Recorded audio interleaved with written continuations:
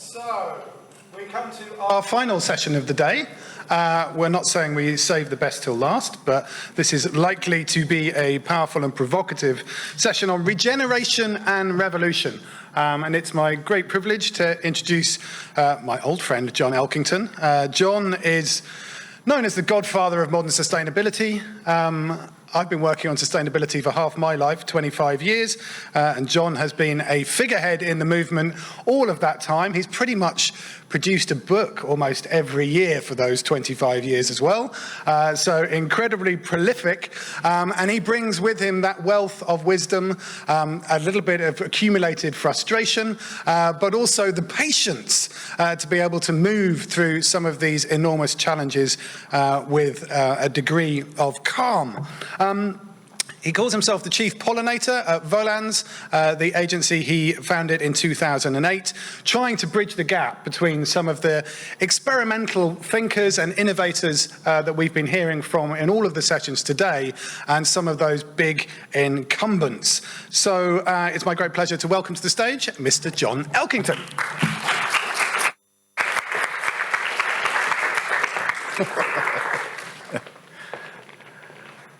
Hola, buenos dias. I'm going to start with an experiment. Where the theme today is revolution or regeneration, regeneration or revolution, take your pick. And it's actually rather difficult to see you, apart from ones who are fanning themselves. But I'm going to ask you this question. If you had to choose between either of those words, and this is going to be a choice, revolution or regeneration, which one would you pick? And I just want hands up, just a show of hands to see which one resonates with most people. So first, revolution. Wow, we have a fairly revolutionary audience. And what about regeneration? Well, that's a fairly evenly balanced civil war ahead of us. I shouldn't talk about civil wars, but nonetheless, that's our theme, and what we're going to do is, firstly, Kathy Runciman has asked me to just do a short presentation on my perspective on that sort of set of issues, challenges, and opportunities, which I'm happy to do, and I will do from here. And then I will call up and introduce our panelists. So we've got some wonderful panelists. I hope this is going to be a relatively informal session. It'll run for anywhere between 60 and 75 minutes, and if there's real appetite, we might go a little bit longer, but I'll explain why in just a moment. But let me just start, if I may. This is not working, but it would be nice if it did. Maybe I need to...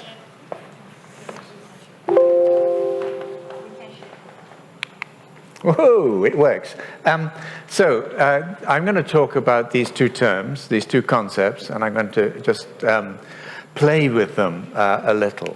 So to start with, I just wanted to put this up. Some of you will know of Alex Stephan, a California-based futurist. I won't read out the text, just simply to say his view, and it is also my view, is that what used to be an agenda that sat on the edge of society, on the edge of business, on the edge of financial markets and so on, is now coming right into the heartland.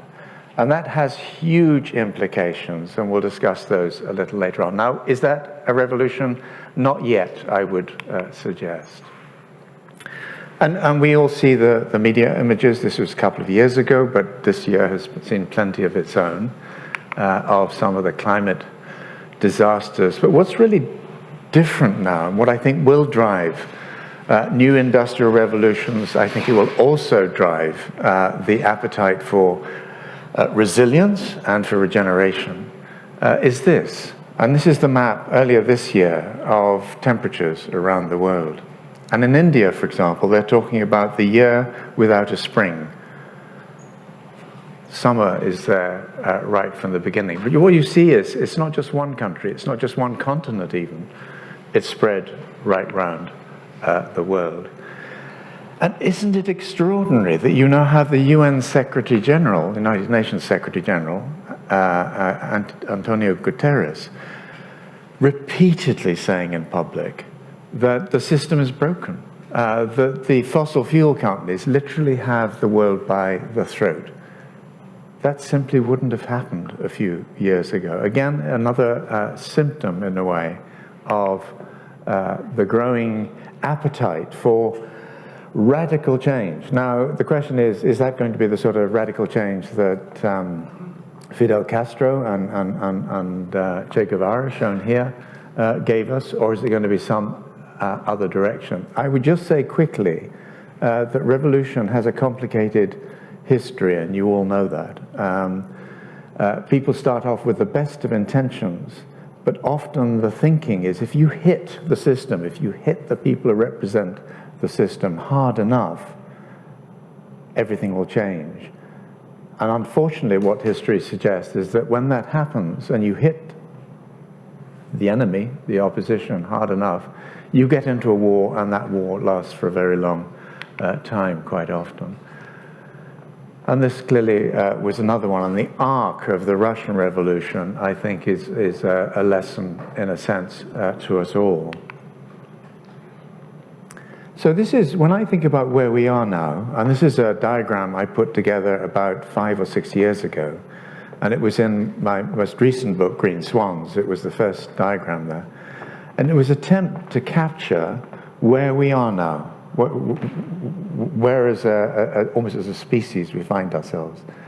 And what I think is happening, and this is context for our revolution or regeneration discussion, what I think is happening is that the old order that we were all born into and all take for granted, that came from the Second World War, so the Bretton Woods, Marshall Plan sort of era and so on, and it includes the United Nations and the World Bank and all of these other institutions, is starting to fall apart.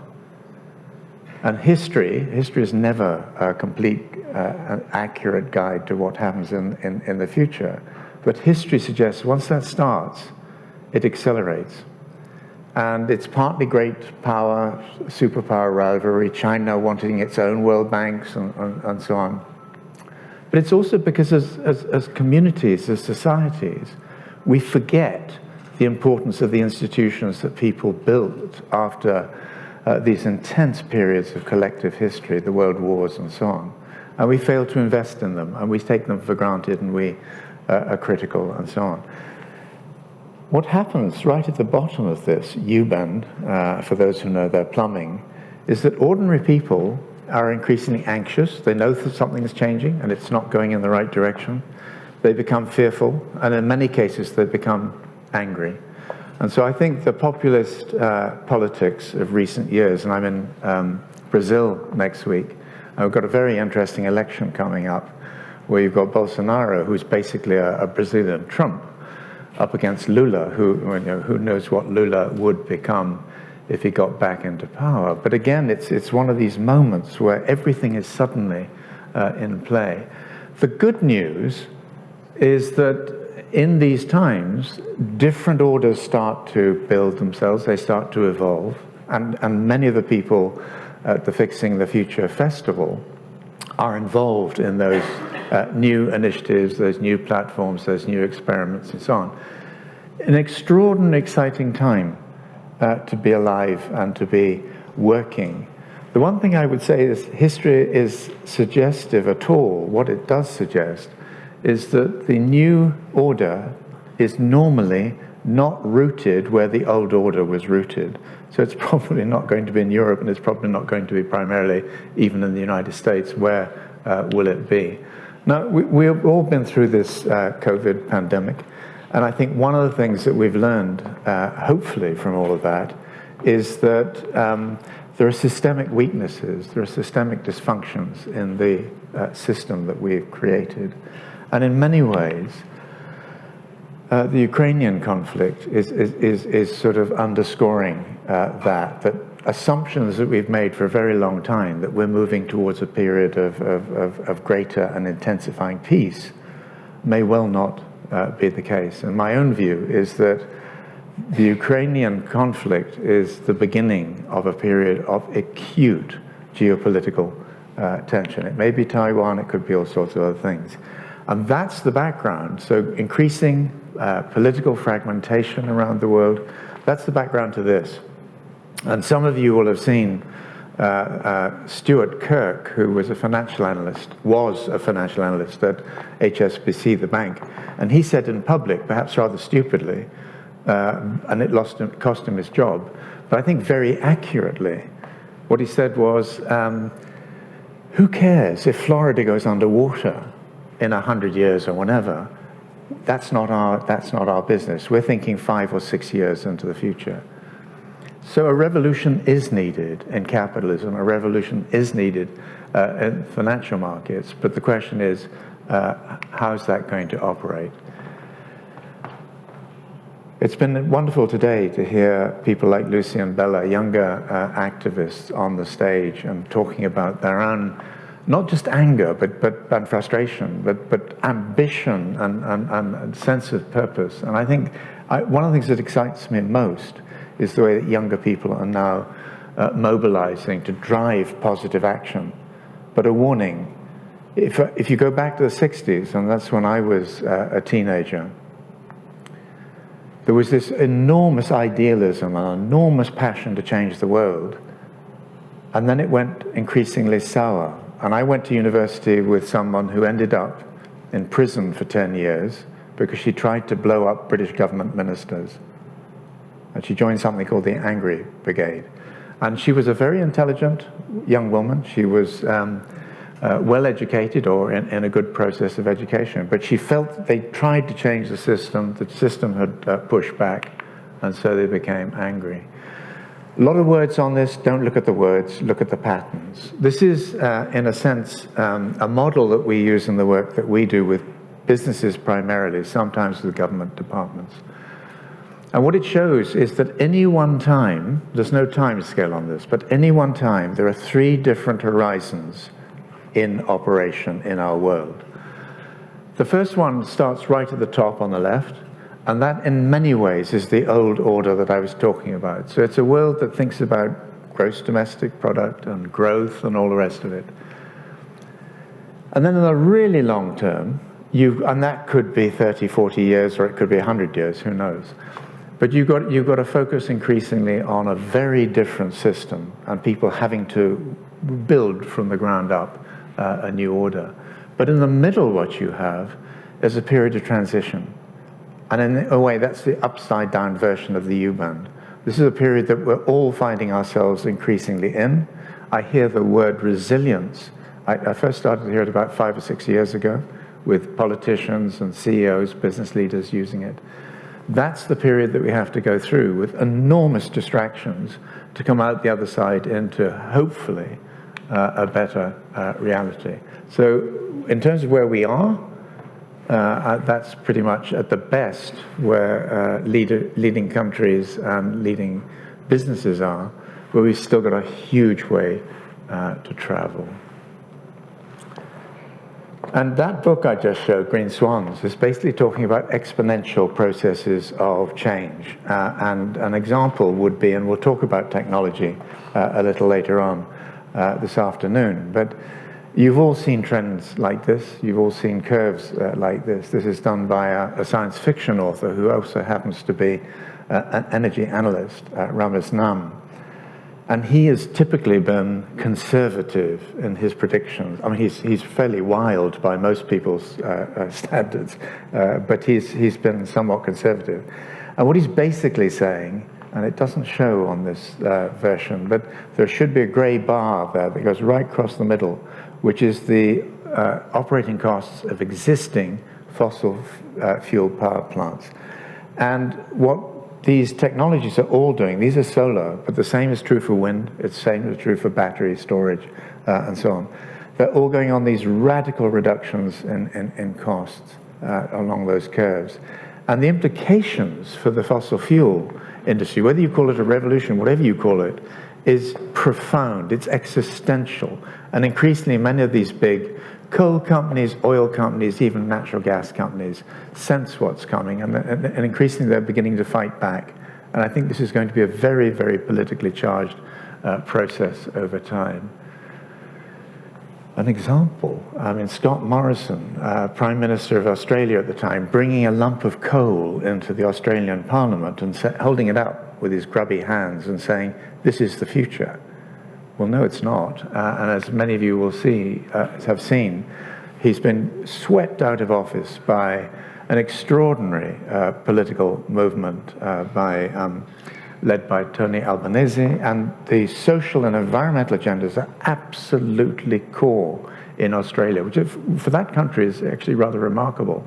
And they're now catching up with the rest of the world on decarbonisation. Australian insurers are refusing to insure new coal mines. It's an extraordinary time in all of this. So we can talk about revolution.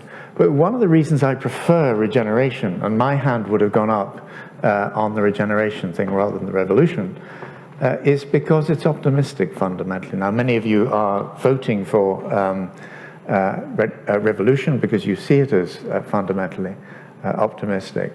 But I think regeneration, in my mind at least, has the edge. And some of you will know Paul Hawken and his new book, Regeneration.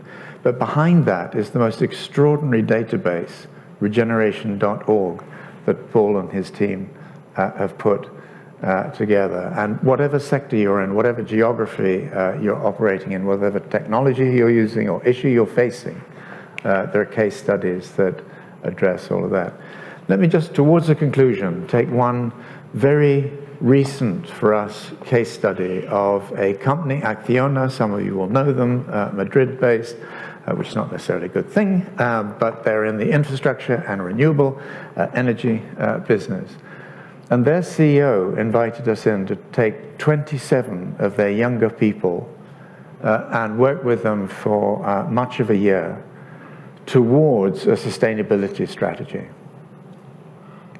At the end of that process, the young people, and they were largely young people, and they came from right the way around the world, this is a global business, said, no, we're not going to do a sustainability strategy, and we're certainly not going to do a 5-year one either. We're going to do a 10-year strategy and roadmap, and it's going to be for the business as a whole, and strategy and sustainability is going to be woven through the whole thing. And then the company adopted a new strapline, which was regenerative by design. But the interesting thing is, they're now starting to work with their new business development people to help them engage customers and clients who are nowhere near that point of recognizing regeneration as the future, and pick up the weak signals and feed in information and intelligence. So I think it's interesting to see these sort of almost market campaigns beginning to happen. I'm going to put up a number of questions that I always put up in front of CEOs and boards and C-suites of major companies. And they're these.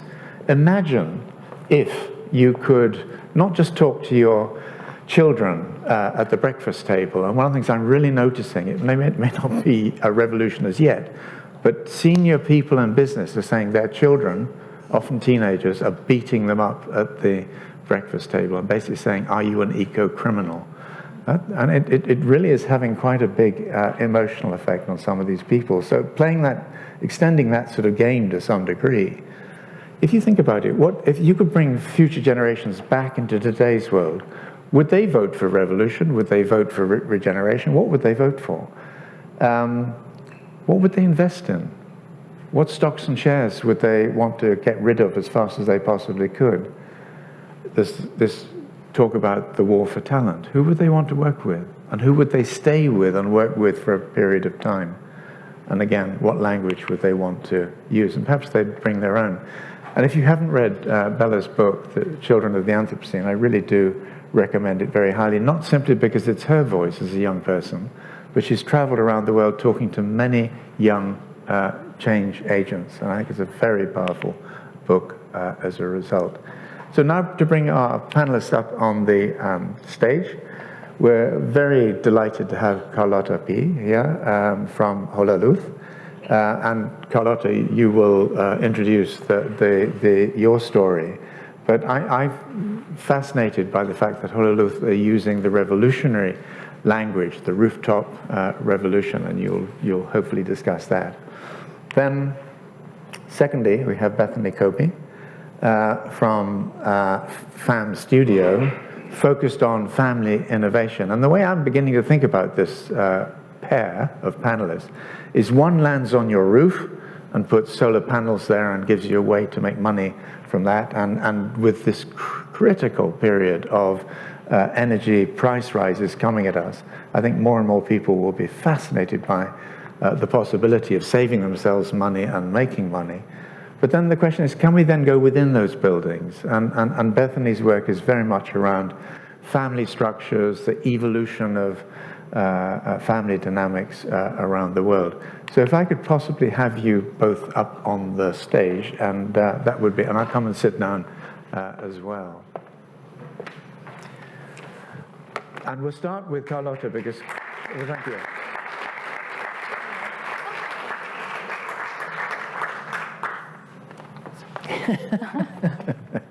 I should be more directive. Sit where you like. I think this is an extraordinary time for all sorts of reasons. We've talked about the pandemic, we've talked about conflict and so on, but there's this extraordinary set of challenges now coming towards governments, politicians, towards all of us. The sort of energy security issue, the food security issue, the climate security issue, and increasingly they're all sort of interlinking. And I think many people will start to panic because they see this as just, what can we do?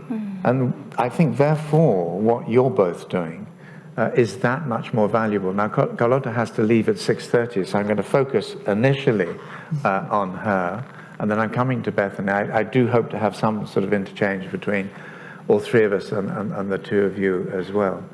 But Carlota, can you tell us a little bit about the Holaluz story, and why revolution as the term that you're using, at least in the marketing? We started the company up almost 11 years ago with a strong vision of building up a company that would become a tool big enough to transform the world for the better in a rapid and deep way. Yeah. The way that we foresee the future is green, so we are pursuing a 100% green planet powered by green energy. And we do that by the heavy use of technology and data and allowing families to go solar and have access to the cheapest energy possible. Are we the first in that market in Spain? Or We were absolutely the first ones in Spain, almost, as I said, 11 years ago. By the way, it's funny that you were talking about Acciona, because that same CEO said to me almost 8 years ago that I was a hippie revolutionary, which might be, maybe I am. Did he mean that in a good way or a bad way? Yeah, he didn't meant it in a good way, absolutely. But okay, here we are leading that market, and after all these years, so we came to the conclusion that actually the system needs to be disrupted. Yeah. We use the word revolution, and I'm going to tell you why. Yeah. Even though it doesn't, it's not so different as the way you explain regeneration. Yeah. So I think that we are giving the same sense to different words. I think so. Obvious. But what it happened is that, so the system that we have in the world, especially in Europe, and particularly in Spain, for powering up families, both in terms of electricity and ways to heat up their homes, it's just collapsed. It's just come to an end. Why? Because it's not sustainable anymore in terms of the consequences that it has in climate. It's a virus, it's a problem, it's an issue, it's an era, as you were talking about, that we've been suffering for a while. So it's not something that is just happening here. It's not an issue. And this virus that we have for so long, it's now having consequences, fever, that we cannot handle anymore. No? First thing, as I said, all these climate consequences that we are suffering. Second thing, and also fostered by the war, and not only the war in Ukraine, but also the conflicts that are generating within the whole world, because let's face it, fossil fuels, they pollute a lot. They are responsible for, let's say, a huge part of the pie of the climate consequence that we are suffering. And also, the guys who own those fossil fuels, they own it, and they use it as a tool of power to bargain with humanity, and those are also the guys that have humanity by the throat. And do you view them as the enemy? Not at all, but it's something that we need to just replace. Yeah. No? Then if we put together the consequences in climate that we're suffering from the decisions of the past and the decisions of today, we put that together with the consequences of a conflict that just sparks up what we are already having, then the fever that we got is 42 degrees and it's not handling anymore.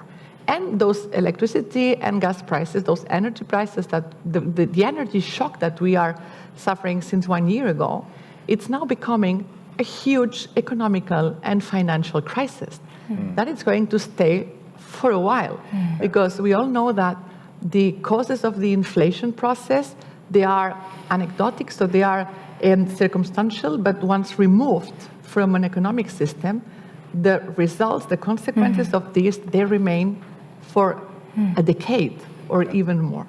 So if we take all these ingredients together and we put it on the table with a fact data, hard data, that tells us that in Spain, only in Spain, the country of the sun, where we receive on average 1,700 hours of sun per year, that we have 10 million rooftops that belong to families that are technically suitable to be transformed into new power plants, into new production capacity.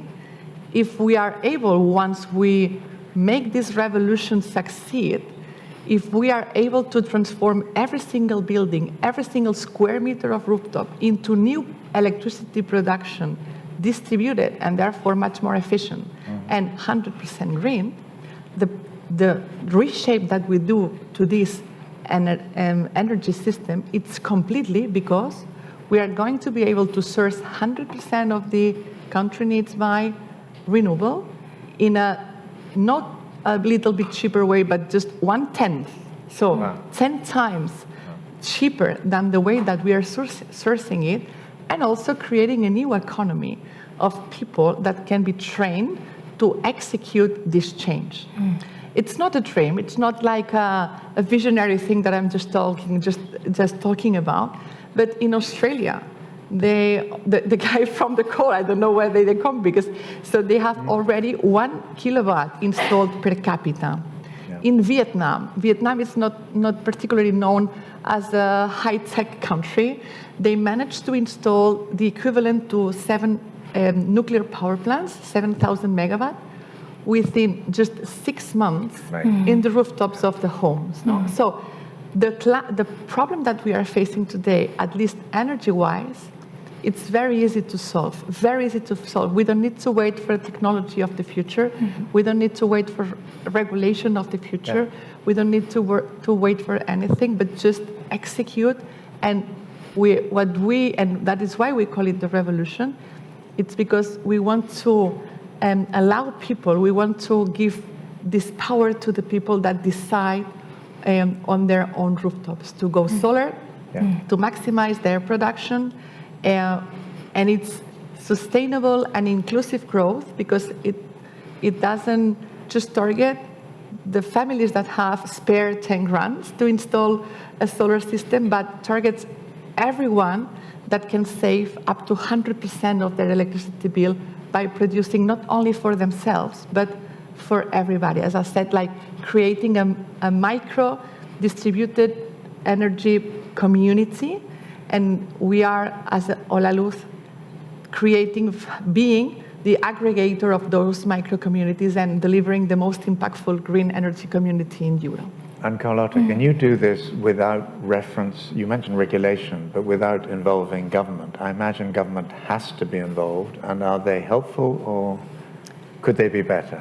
So 10 years ago, so we are far behind the execution of something that we call the rooftop revolution, but it is called also distributed generation. Why? Because in Spain it was ridiculously prohibited or even economically unsustainable just 4 years ago. Yeah. Because of course the incumbents, they they play catenaccio. They play to the status quo. They don't want anything to be changed, even though they may carry out like fancy workshops, but they do not want actually the things to be changed.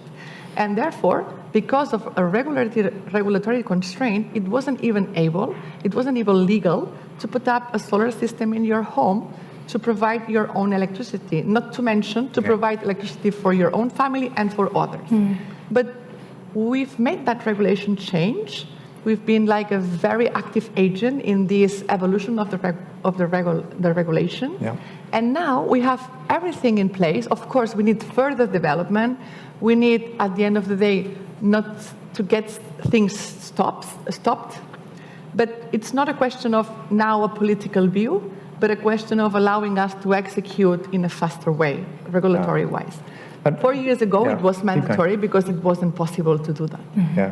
The question I want to bring Bethany in, because the question of how ordinary people respond to this sort of offer of energy at spectacularly cheaper prices and all the rest of it.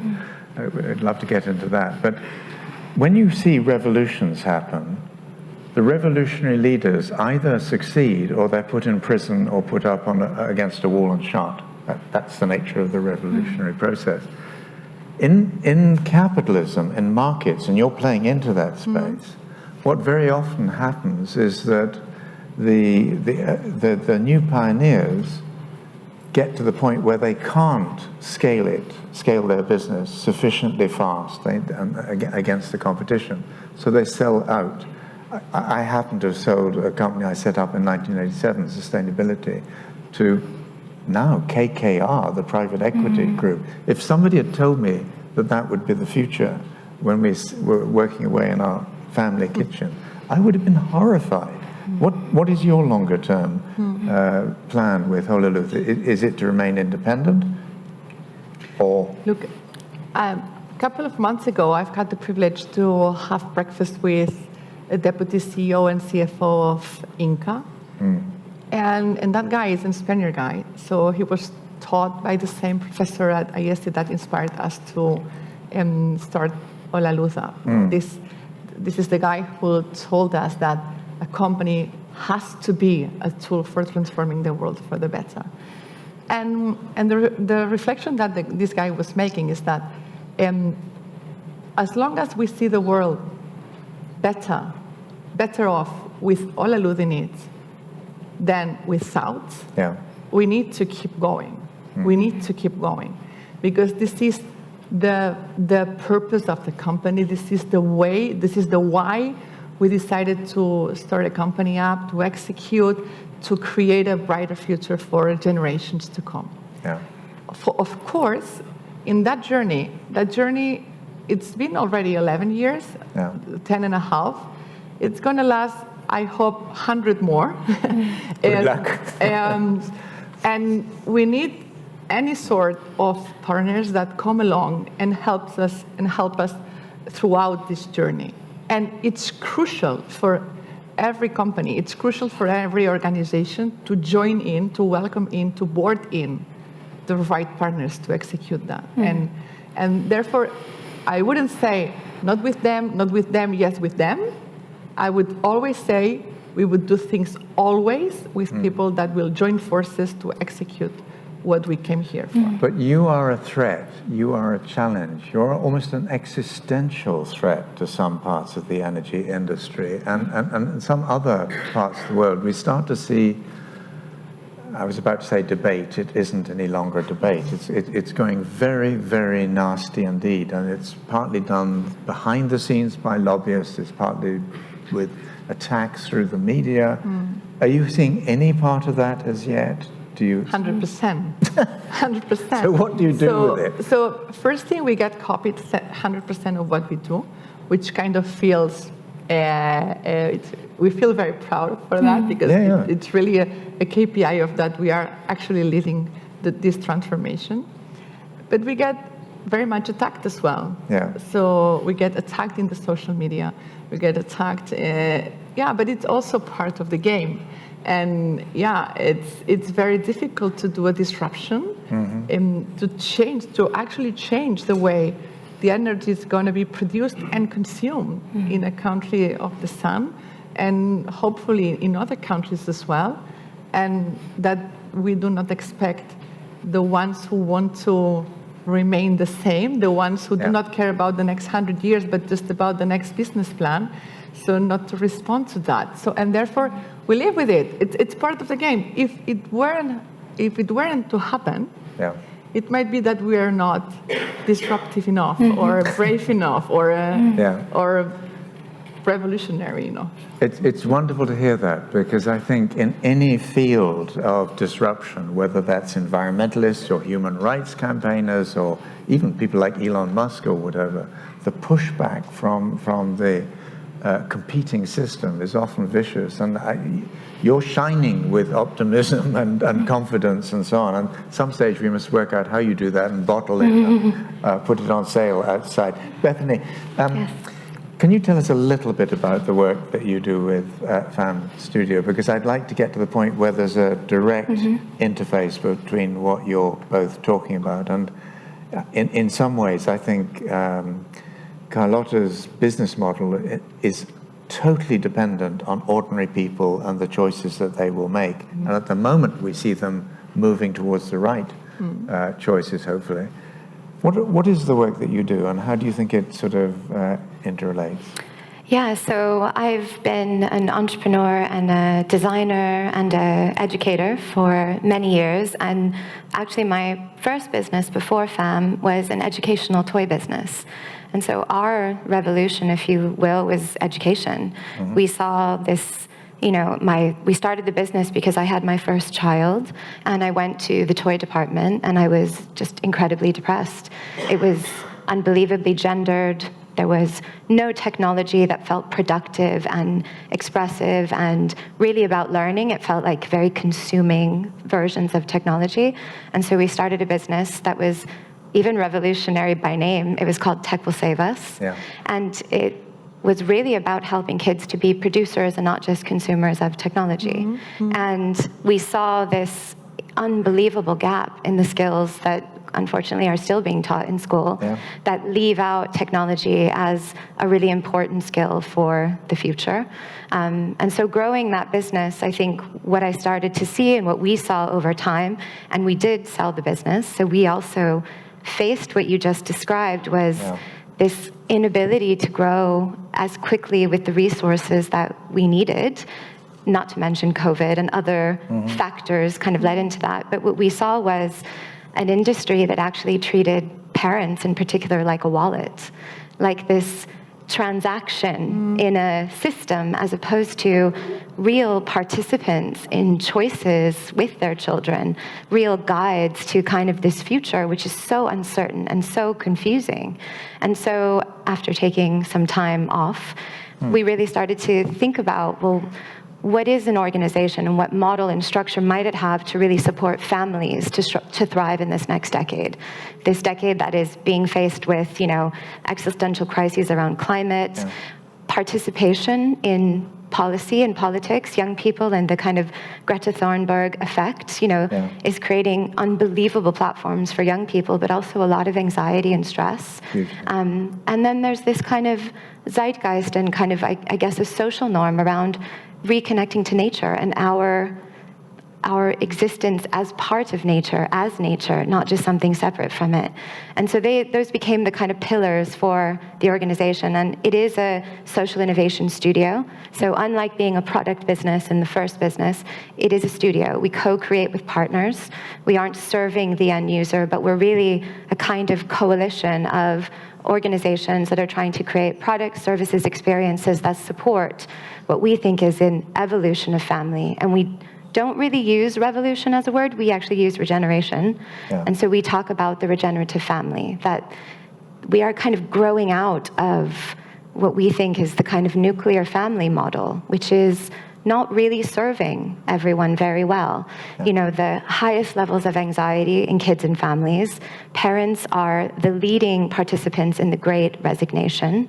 There are scientific research around kind of community and extended family as a core part of our existence as a species that is kind of crumbling and falling apart. Yeah.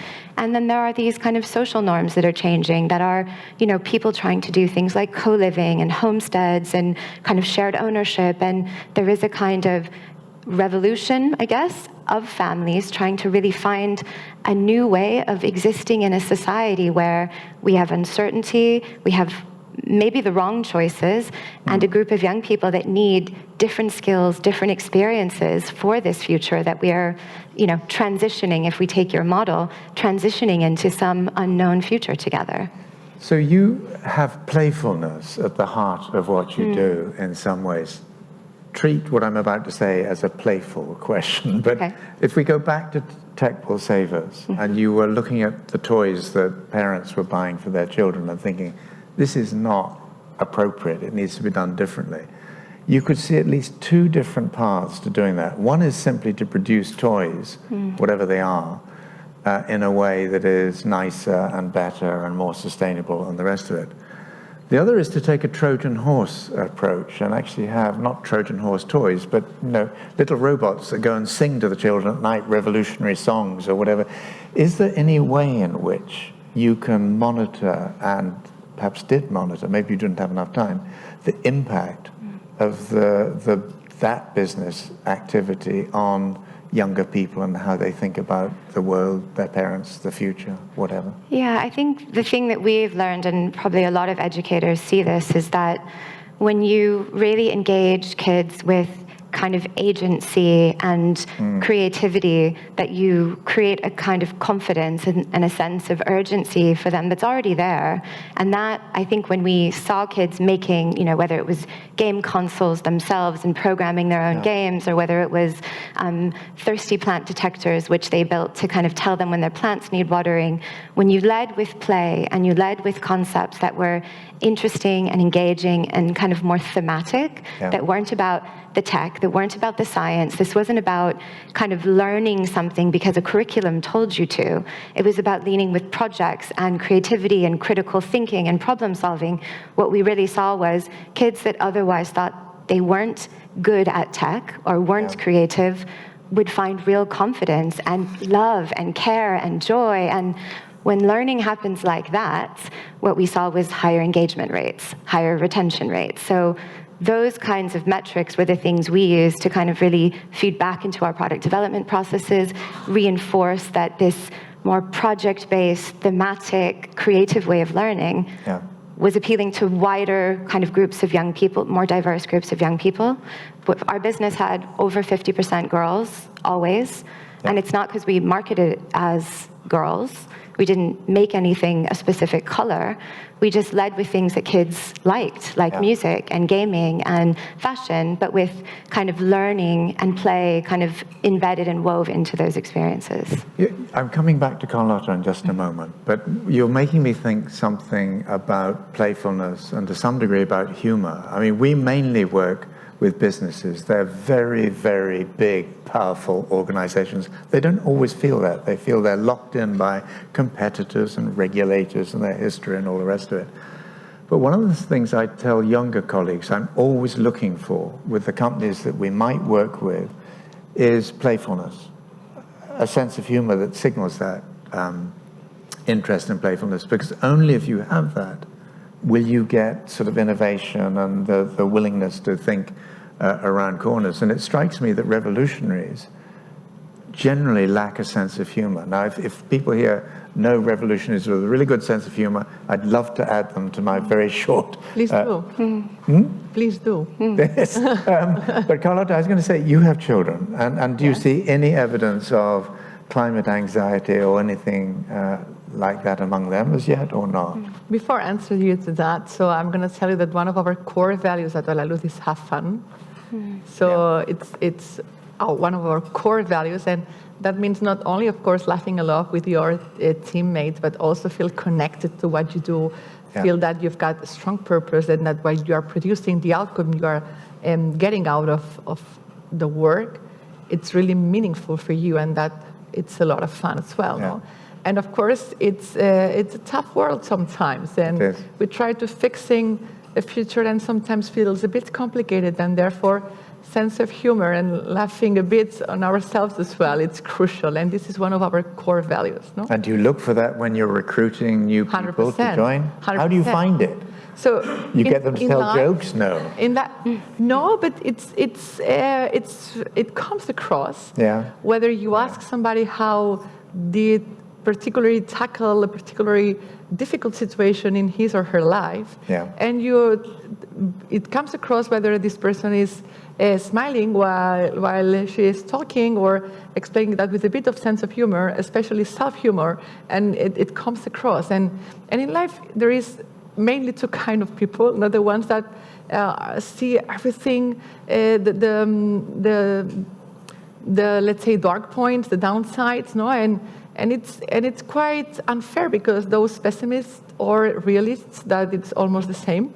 So they always sound smart, right? But you cannot do anything with these people because it's with optimism that things are built. Yeah. And therefore, we need to look for optimists by choice. So I am an optimist by choice. So it's something that sometimes say, so yeah, I was born like this. No. So it's something that you can choose.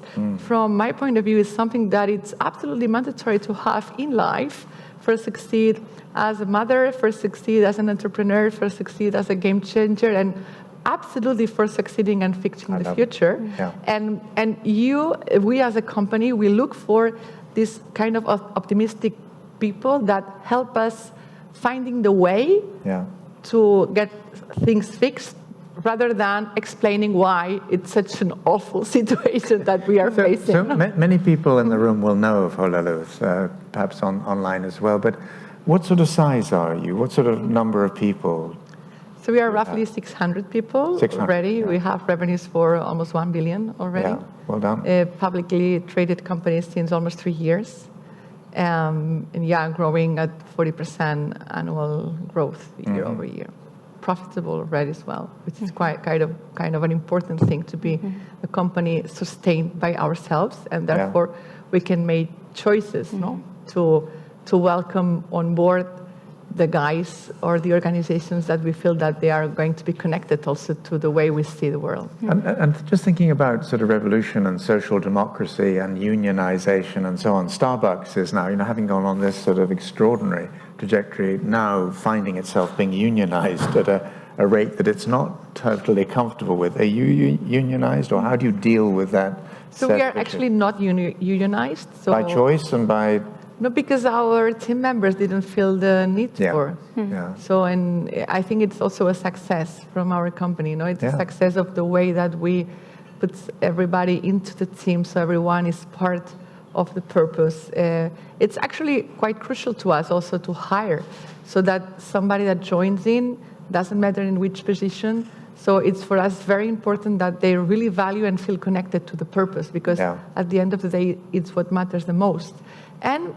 And many says that it's for young people that really want to be connected to the purpose.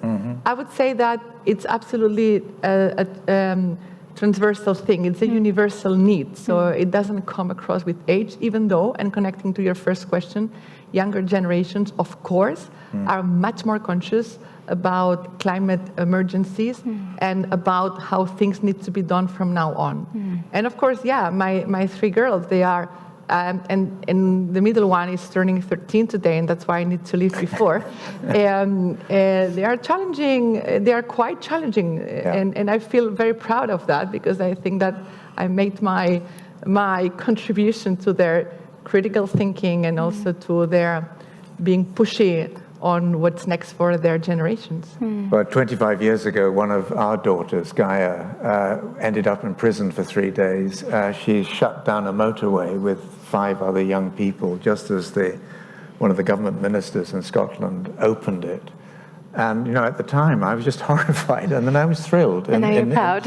Well, and partly because, I would love to see younger people not having to do that. I would love to see younger people finding that there are organizations like both of yours that they can join and work constructively and creatively with. Bethany, are there any questions that you would have of Carlota and the sort of Holaluz model? I mean, given your work with the sort of the universe of family dynamics and so on, any thoughts? Yeah, I mean, we talked a little bit about this right before. I mean, the two things that we discussed, one was, this generation that's growing up that is not going to have the skills to work within the renewable energy sector. And you were talking a little bit about an academy that you started. That was such an interesting kind of, an obvious area of focus. But I'd love to talk more about, how that came about, what that was, what kinds of young people are they? Older? Are they younger? Is it in schools? So when we started first the Rooftop Revolution, we are by nature a software development company. So this is what we started doing almost 10 years ago, and this is what we were very good at 2 years ago from now. And when we came up with the Rooftop Revolution, with this revolutionary system of turning your building, your home, into a new production power plant, we thought, okay, so we are going to do all the engineering and then produce such an IKEA-wise instruction that almost everyone will be able to put together in the rooftops, not homeowners, but electricians, local electricians. And then it's going to be very, very easy to scale, and that's going to happen very fast, no?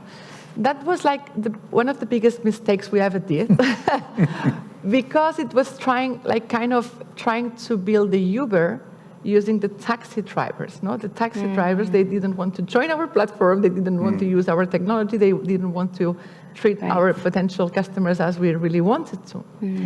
And we realized that we needed to build our own team for stepping into homes, because it's very serious to sit on somebody's couch to tell them what are we going to do with their rooftops and how is it going to change their life and also the life of their communities. So it's not something that you just can do like out of the blue. And then we realized that we needed to train our own teams, and it was rather hard to find people that was skilled enough and that has the skill set either technically and this human-to-human interaction that we just wanted for our customers.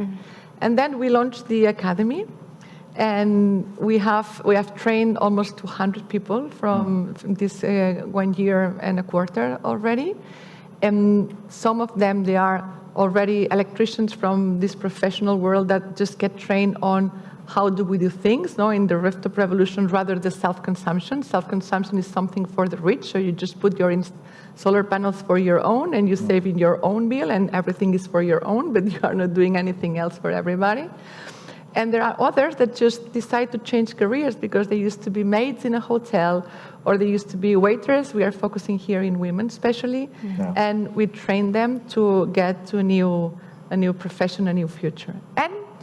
And linking into that, we realized that it was also quite important to be in schools at younger ages. And then we offered, now we have collaborations with 2 schools here in Barcelona. We offered them to go green in their rooftops and also put up a system that allow kids to learn what is going on in the solar roof.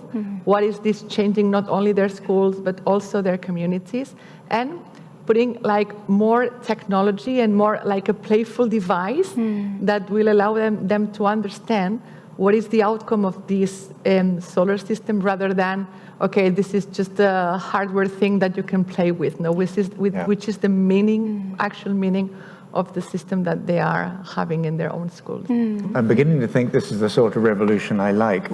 Before we lose Carlota to the revolution and her daughter's birthday, are there any questions that you would have specifically? Yes, right at the back, please. I don't know if you can hear me. Yes. Hear you, yes, but see you not. It all sounds marvelous. I know Carlota for a few years, and it seems to be going really, really well. So I'm very happy, and congratulations for this. I'm just wondering, hearing you, John, talk about this difference between regeneration and revolution, whether things are not just going a bit too slow. It's a question of pace, right? We know how much time we have left before we hit the 2 degrees. And there's a lot of sectors, energy is certainly one of them, but there's construction, there's a lot of sectors with very, very ingrained lobbying and sort of ingrained interest that have no interest really of changing. So I'm just wondering how much is a question of changing habits, which is notoriously difficult with people in the case of adopting a new way to supply yourself with energy or others, and how fast you can actually change the mindsets of the leadership in public and private companies, but particularly amongst politicians, to actually get us to hit the numbers fast enough before we sit in a sauna. It's a great question, and it is this sense of however much we're doing, are we still going to slowly, and maybe address it to both of you, but Carlota first. The fact that we are allowing people to be a green couch rebel, we call it like this, so they can be green rebels from their couch, because they do not need to make any effort than just calling up and we set everything for them. We think that it's the way that will really transform the world much faster.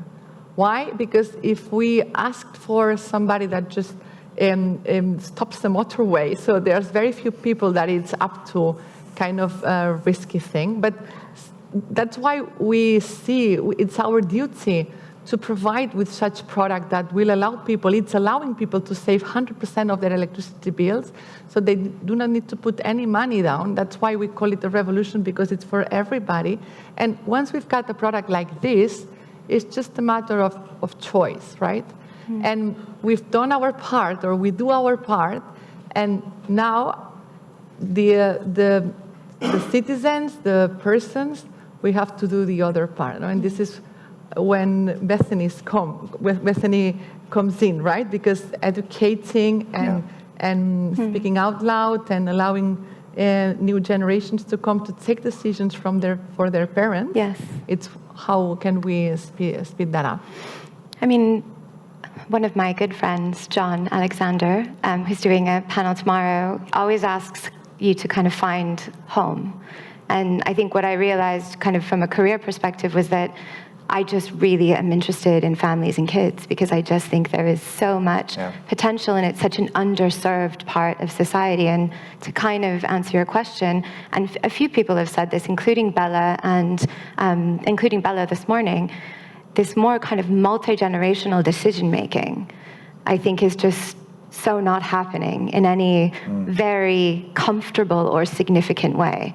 It feels like it's happening with force, as opposed to with real infrastructure and real understanding. And, you know, for us, the family is an amazing place for that to be happening really openly and with tools and with care and with real respect for the voices of young people and their fears and their hopes and their imagination. And I think, you know, whether it comes to energy choices or whether it comes to, we talked earlier about, there was this study that happened, I think it was in the UK in the 70s, where the government was trying to encourage people to stop smoking.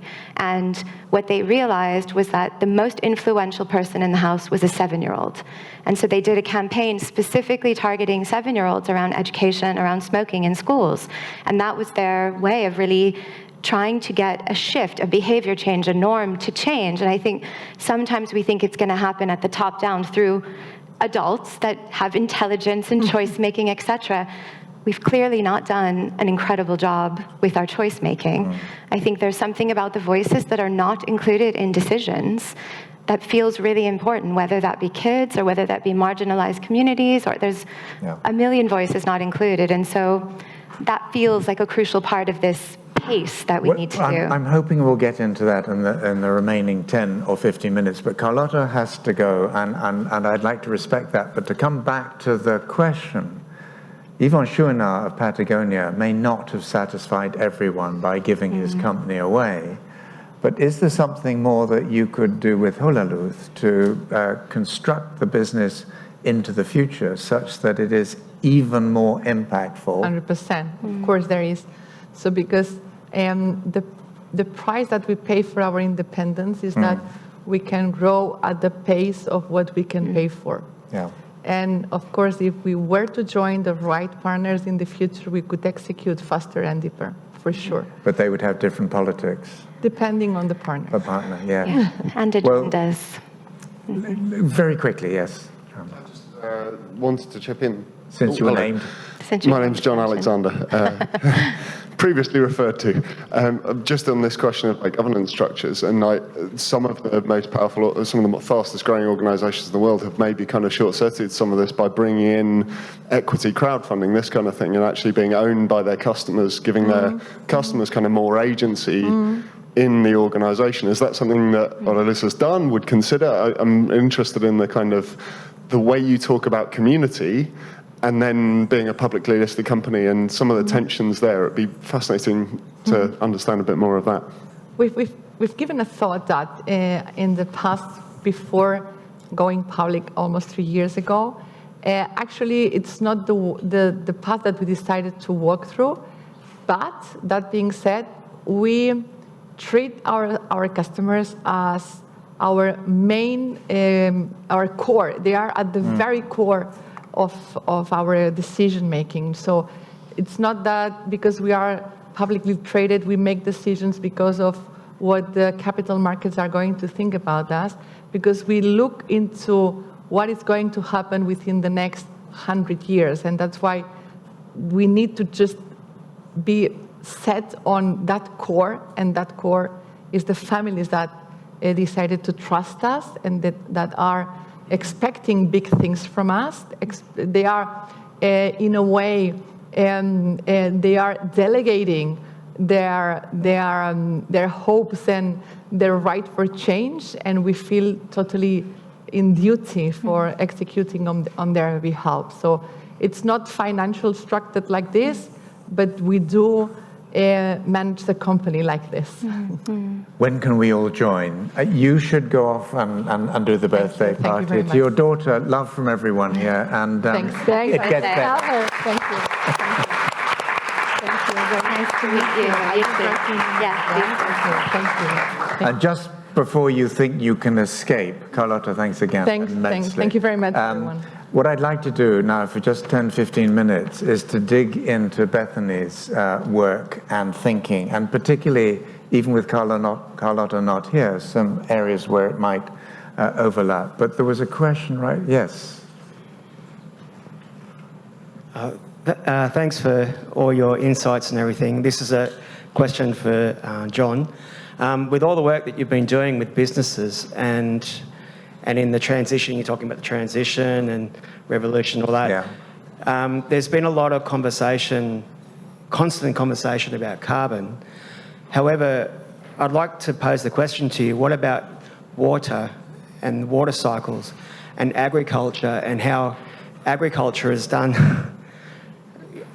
huge amounts to the question of carbon, but also, my question to you is about carbon, about water. Yeah. And replacing those water cycles and trying to get that. Yeah. Well, thank you for the question. I think we all know that increasingly all of these issues are just incredibly closely interlinked. And if you're thinking about climate, then the water. I mean, I said I think I'm in Brazil next week. If you look at Amazonia and what's happening, and under the Bolsonaro regime, the rate of destruction in Amazonia is just going like this. What that's already doing is creating droughts in Amazonia, as you will know. And if you look at the whole of South America, you've got this water pump that comes out of Amazonia, goes right the way down through the subcontinent. And so all of these things are interlinked. The social elements are incredibly closely involved. I think one of the problems that we all face, I don't know how many of you in this room think that you're system thinkers, but most of us are not born that way, and yet now, in everything that we do, we've been called upon to think systemically, and particularly at a time when the systems that we've grown up with are starting to wobble, they're starting to fall apart. What do we do in those circumstances? So I think your question about water is absolutely fundamental. Even in developed countries, we've not properly tackled that issue. And you look at capitalism, for example, in my own country, where we privatized the water industry, And now we're seeing the results, which is that people take the profits and they don't invest in proper sewage systems and all the rest of it. So we have people being told you can't swim in rivers, you can't swim in the sea. This is outlandish. I mean, this is criminal. In some ways, I think one element of this, which we've not discussed in terms of revolution or regeneration, is the criminalization of some of the destructive behavior that we see in many different ways. Tim Smith very briefly mentioned something slightly jokingly about hanging the sort of eco-criminals in cages over the entry roads to cities. I don't think we'll be doing that anytime soon. But let me just bring it back to Bethany and the work that you... Can you just in headlines explain exactly what a normal working day looks like to you and what you're doing? Or maybe there's no such thing as a normal working day. Yeah, so I guess after running a product business for almost 7 years, which was very product driven. We had product teams, we did marketing, we sold in 4,000 retailers globally. It was a fast-paced, high-intensity, always-on, invested business. And I think, like many people in starting another organization, I wanted it to feel different. I wanted it to feel slower and deeper, and it does. And the way we've structured the business is we have an in-house discovery team, which essentially works with academic partners and directly with families doing research, projects, tool development, and then we have a studio that actually works co-creation partners with the likes of Lego or the UN or edtech businesses that are doing co-creation projects to actually develop product services experiences that really service family with some of these regenerative kind of principles in mind. So any day could be a mix of research-focused kind of inquiries and questions, or actually operational leading a project itself. We're actually doing a workshop tomorrow with 80 kids, which is a research project. As part of the festival? As part of the festival. So there's a family festival tomorrow in the main hall. And we are doing a project around blue ecosystems and awe as an emotion. So we have been studying the kind of the area of awe for about a year now. There's some really interesting research at Berkeley University around awe as a very discrete experience that's different from joy, different from pride, different from happiness. It's the sense of vastness. And the way that it's measured in young people is something called small self. And so we became really interested in this. What does it feel like?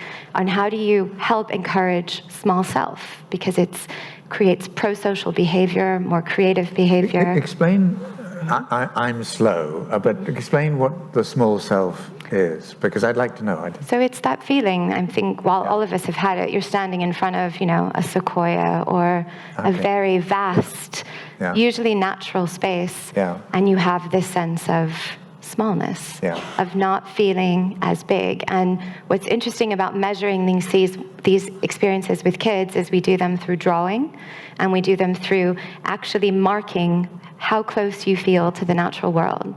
So we did an experiment with the UN Ocean Conference and an arts organization called TBA 21 that focus on art that's specifically connected to ocean spaces.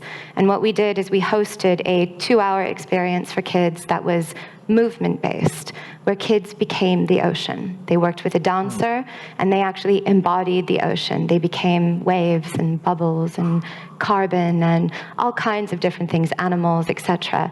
And before the experience, we worked with a really wonderful group in Milan that do assessment for large organizations like Sesame Street Workshop. And they helped us develop a reflection booklet where the kids would reflect before the experience on how they felt. And specifically, we measured how close do you feel to nature? You feel very close or not so close? And draw a picture of yourself in nature. And so what we saw were kids that drew themselves, quite big, with nature being quite small, trees that were quite small, and kids being quite big. And after the experience, what we saw were kids drawing themselves very small, sometimes totally immersed, almost invisible in the natural world. And what we're now interested in is can we develop more tools like this for education, for cultural institutions, to actually create experience that help young people to connect, to feel connected to nature, whether it's in the natural world or whether it's through a kind of synthesized experience that uses, whether it be dance or song or other creative practices. So we do these kinds of very, I guess you could say, speculative, experimental work, and then we do very practical work with partners that have very practical outcomes like apps and, websites and brands, etc. I would love to see over time how that sort of experience, that sort of almost immersive experience, thinking of yourself as a bubble or a piece of kelp or whatever it is, changes and changes people's thinking over a longer period of time, over their lives. So maybe when you come back onto the stage and again, but in 50 years, it'll be very interesting to see the cultural impact of all of this. Going back to the Carlota discussion and that question of scale, when you said you're going slow, the question at the back that we need to have more urgency, go faster and so on, came to mind. Do you feel in any way you're betraying that need to serve the future by going faster, by actually slowing down the culture? And I see shaking heads, so people think the right answer is no. There's a really beautiful gentleman named Bayo Afamaleku. I don't know if anyone's come across his work. He's just an incredible philosopher and professor. And he wrote and says often, times are urgent, we need to slow down. And I think that, and I felt this a lot at Tech Will Save Us, as a change maker, as a creative, as someone that wants to create impact in the world, I think I can speak for myself, but I see it around me a lot, we really burn ourselves out. We get caught in this momentum of doing.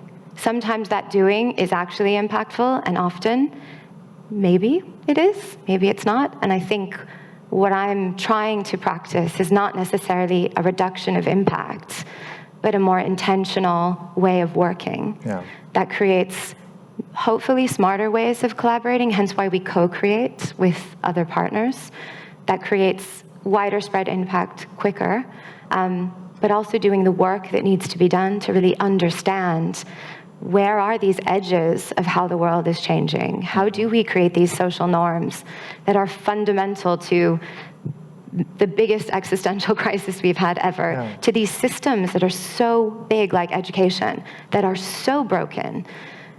Just doing more, trying to sell more, at least in our experience, you couldn't sell enough to fix the system. It was a systematic undoing that needed to happen. And I personally couldn't do that just by selling more things. I think what I needed was to kind of really begin to understand and dig deeper into those systems to understand how to find the right levers in order to do that. So that's my experience. I would love in just a second to ask a final question about, it must be that there are certain people in the educational system who see you as a challenge because you're disruptive, you're doing things very differently than are done in the normal classroom and so on.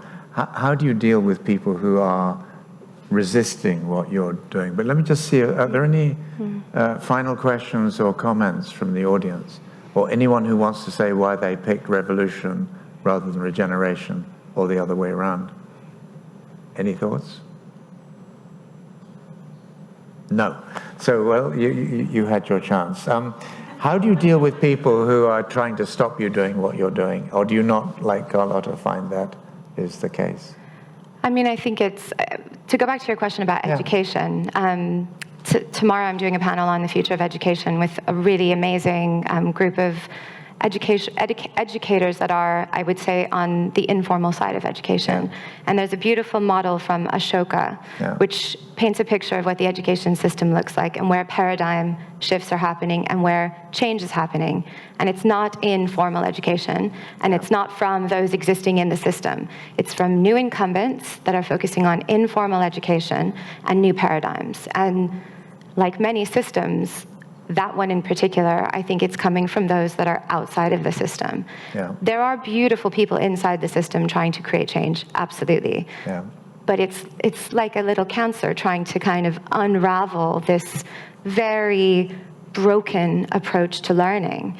And I think, like all systems, you find your tribe and you stay close to them and you work really collaboratively with as many people at different levels in the system, from MPs to designers to software developers to teachers to young people, because it's not going to come from one part of the system, it's going to come from all of the system. So I think that's at least our experience with the education system, is really finding those tribe members, which are all parts of the system, and working closely with them and imagining and creating and acting and piloting and testing and iterating, with intention, but together, not separately. And how do people here keep an eye over your shoulder on what you do as you do it? You'll tell us that there's a website somewhere. But Who are we? famstudio.co is our website, yes, and you can see it. And we have our work on the website. I think what you're doing is phenomenally interesting, and I would love to see it cross-applied to, for example, universities and business schools. I mean, it's a very different sort of audience we're dealing with there. But just a couple of final comments from me. You mentioned paradigm shifts, and very often people think about paradigm shifts as something that happened relatively quickly. I was 14 when I read the book, The Structure of Scientific Revolutions by Thomas Kuhn. It had a bigger impact on me than any other book that I've ever read. It's not terribly well written. I've got 5 copies in different parts of the house because I've bought it so many times. But I keep going back because I find it very difficult to believe what he said, and 2 elements. One is he talked about paradigm shifts in relation to some experiments that were carried out in Hanover in the last part of the 19th century. Some of you know the story. And what they did was to put distorting lenses over people's eyes. And so these lenses turned the world upside down. And they left them on. They didn't just leave them on for hours or even days. They left them on for weeks. And what started to happen, and so people saw the world upside down. And then what started to happen in a small but growing number of the people was that they started to feel sick. They started to feel disorientated, and then their visual field started to wobble.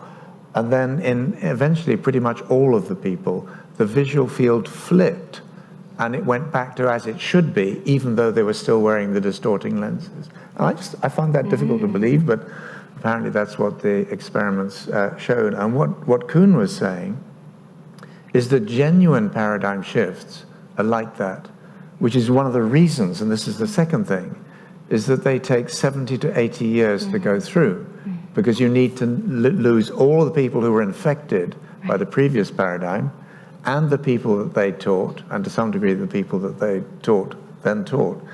And I think we are in a paradigm shift that started in the late 50s, early 60s. You can do the calculus. The next 10 to 15 years, the third point he made was that right towards the end of a shift, the process accelerates to the most extraordinary degree. And I think that's where we are. It doesn't mean that progress takes us always in the direction that we want to go, but change is going to accelerate in the most extraordinary way, which is why I think your work with children in preparing them for this so that they come at it in a positive frame of mind is so incredibly important, and why I think that what Holaluz is doing is so important, because it gives people a sense of agency. They can get involved. They always say, don't say who was going to be on the panel who didn't appear. So Dulma Clark was meant to be on the panel. Some of you will know that she's from Vivo Barefoot. She runs their foundation, and that they're a business that is very much playing into the regenerative space. But the reason I mentioned her is the reason at the last moment she had to leave was that she is going to Climate Week in New York, and she's helping to organize an event for 200,000 people in Rockefeller Plaza. And I thought that was a good trade. A concept, and the reason I mentioned that is I think as this inflection point goes and the acceleration happens, it's going to be harder and harder to pin down really good people doing wonderful work, to have conversations with audiences like this. So even more thanks to you, Bethany. Thank you to the audience for being with us. on a fairly warm day, and I hope you got some useful thoughts out of it, and we'll be here afterwards, so any conversations you want to have, we'd love to have. Ed, you started this thing off. Do you want to say a few final words?